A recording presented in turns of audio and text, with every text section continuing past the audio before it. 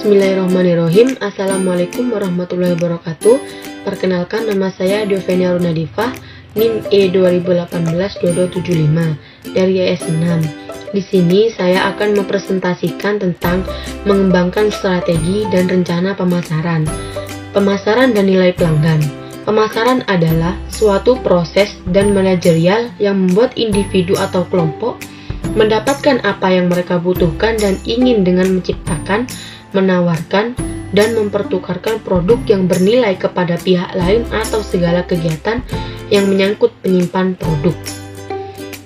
Pelanggan biasanya menghadapi sederetan jasa yang dapat memuaskan kebutuhan tertentu. Pelanggan membuat pilihan membeli berdasarkan persepsi mereka terhadap nilai yang melekat pada jasa.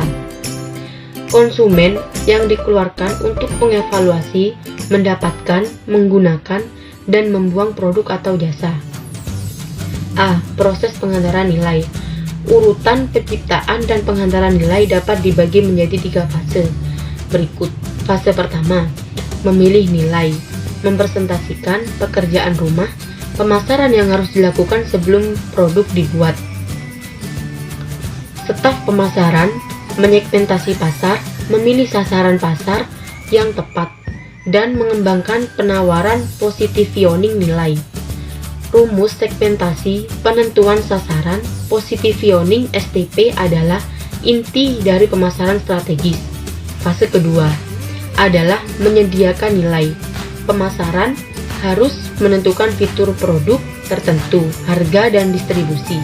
Fase ketiga adalah mengomunikasikan nilai dengan mendayungkan tenaga penjualan, promosi penjualan, iklan, dan sarana komunikasi lain untuk mengumumkan dan mempromosikan produk. Setiap fase nilai ini mempunyai implikasi biaya. B. Rantai nilai. Rantai nilai mengidentifikasi 9 kegiatan yang secara strategis relevan, 5 kegiatan primer dan 4 kegiatan pendukung yang menciptakan nilai dan biaya bisnis yang spesifik. Kegiatan primer adalah 1. Logistik, ke dalam atau memasukkan bahan dalam bisnis. 2. Operasi akhir atau mengubah bahan menjadi produk akhir. 3. Logistik keluar atau mengirimkan produk akhir. 4. Memasarkan produk yang meliputi penjualan.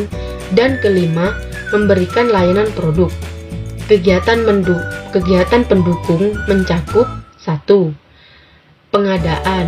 2. Pengembangan teknologi.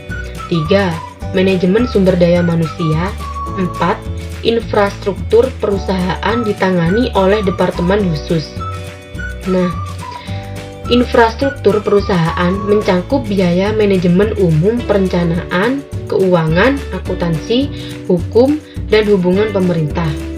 Nah, tugas perusahaan adalah mempelajari biaya dan kinerja dalam setiap kegiatan penciptaan dan nilai, mencari cara untuk meningkatkannya. Sesungguhnya, keberhasilan perusahaan tidak hanya bergantung pada seberapa baik kinerja setiap departemen, tetapi juga pada seberapa baik perusahaan mengkoordinasikan kegiatan departemen untuk melaksanakan proses bisnis inti. Proses bisnis inti ini meliputi 1. Proses pengindra pasar. Semua kegiatan untuk mengumpulkan intelijen pasar, menyebarkan dalam organisasi, dan menindaklanjut informasi. 2. Proses realisasi, penawaran baru.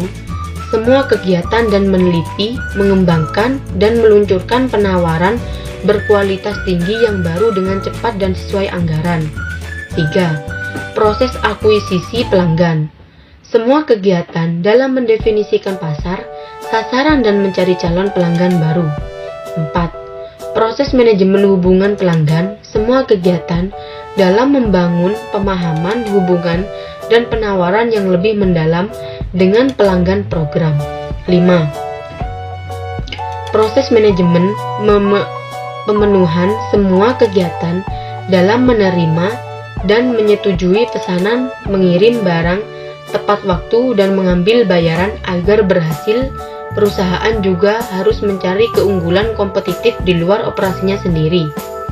Ke dalam rantai nilai pemasok, distributor, dan pelanggan, salah satu cara banyak yang digunakan perusahaan saat ini adalah mengembangkan rantai pasokan, supply chain. Nah, C. Kompetensi inti. Kuncinya adalah memiliki serta memelihara sumber daya dan kemampuan utama yang merupakan inti setiap usaha. Suatu kemampuan inti memiliki 3 karakteristik.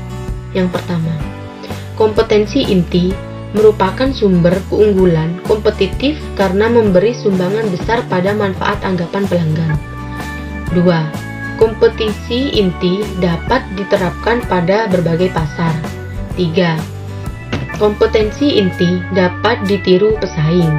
Nah, keunggulan kompetitif ini juga tumbuh berbagai perusahaan yang memiliki kemampuan yang berbeda.